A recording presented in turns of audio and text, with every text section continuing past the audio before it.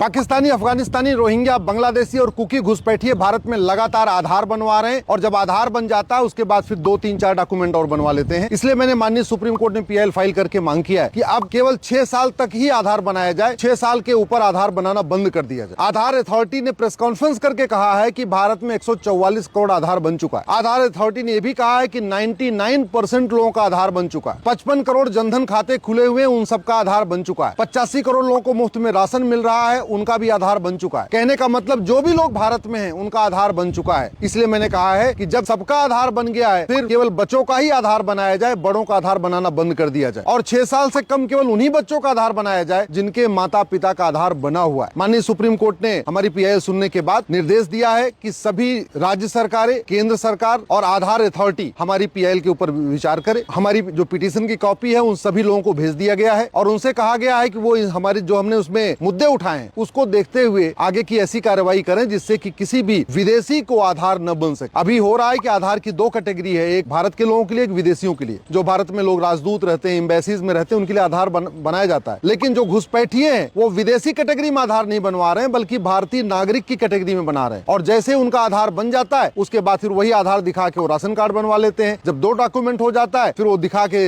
Birth certificate बनवा लेते हैं और जब 4-5 डॉक्यूमेंट हो जाता है वोटर आईडी में नाम जुड़वा लेते हैं और उसके बाद फिर वो मुफ्त में मकान भी लेते हैं, मुफ्त में राशन भी लेते हैं, लोन भी लेते हैं, वजीफा भी लेते हैं।